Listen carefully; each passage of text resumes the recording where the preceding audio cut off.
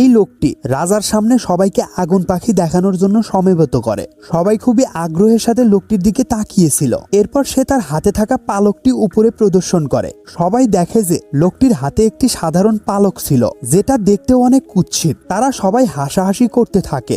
রাজা রাগান্বিত হয়ে সাথে সাথেই লোকটিকে কতল করার আদেশ দিয়ে দেয়, কারণ রাজা ভাবে যে লোকটি তার সাথে মজা করেছে। এরপর লোকটিকে মৃত্যুদণ্ডের জন্য নিয়ে যাওয়া হয়।